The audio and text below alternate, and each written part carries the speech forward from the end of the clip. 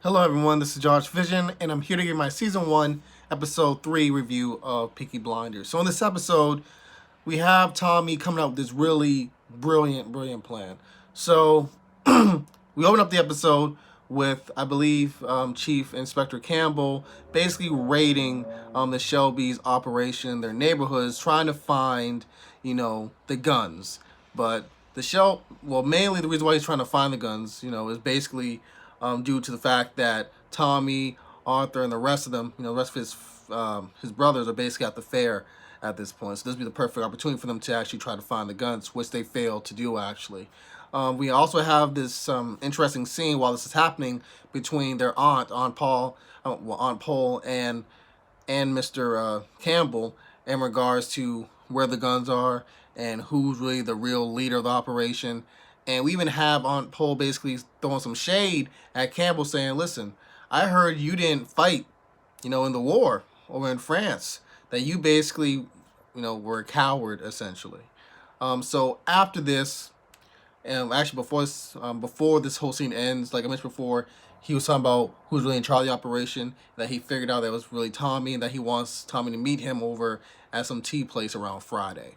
So once Tommy is given news of this, he says that, he'll parlay, but he wants to do it when he has more of an advantage instead of the disadvantage. So he concocts a plan in which everyone, in his neighborhood, essentially, organization, so on and so forth, they basically start burning pictures of King George.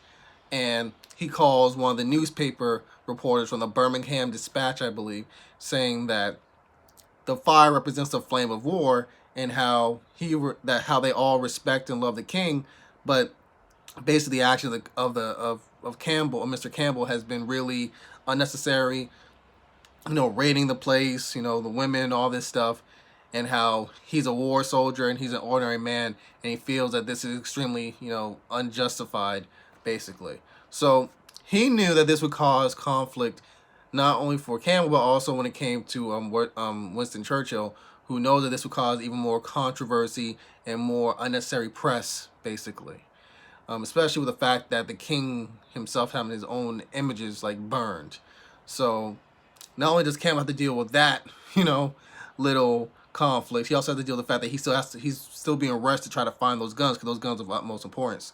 So during this episode, Campbell basically tells Grace that, listen, you're now a part of this military operation on behalf of the crown. You have to basically make sure you get all the information you can out of Thomas, Shelby, about the whereabouts of those guns. So with this going on, Shelby, Thomas has to deal with the fact that his sister and his old friend and war, guy, war friend, blah blah blah, Freddie Thorne, has gotten his sister pregnant. So as you know, the main conflict here between Freddie and Thomas is more philosophical, and Freddie wants a revolution. He's basically a communist, and Thomas is the opposite. Thomas doesn't care about that. He doesn't believe in that, and also he's a businessman. Like he said to Campbell at their meeting over the tea shop, listen, I'm a businessman. What my sister and that guy, Freddie, has nothing to do with our family or me. Like seriously, I just want you to basically back away, stay in your lane when I try to take over Billy Kimber's operations, basically. I'm not into the gambling as much anymore. I'm still going to be a part of it, but I'm trying expansion, into the horses and all that stuff in regards to, like I mentioned before, the Billy Kimber, situation. And that I want your word that you'll basically just stay in your lane when I make my move.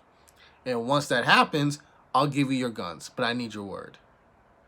And if you do that, you'll probably become some type of hero.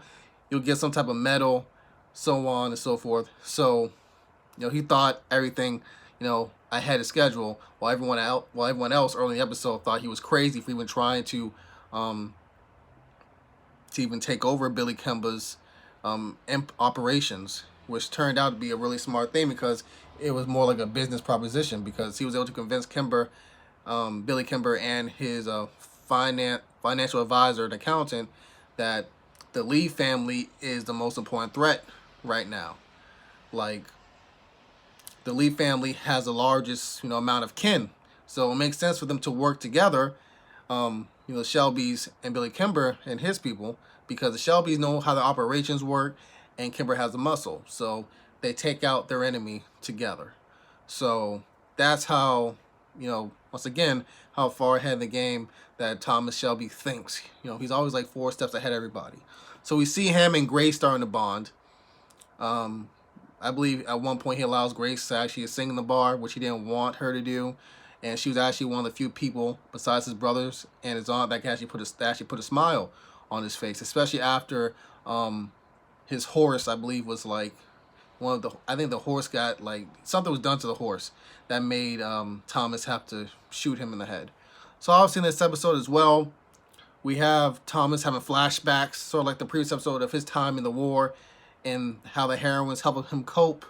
And that seems to be his only weakness, to me so far in this series.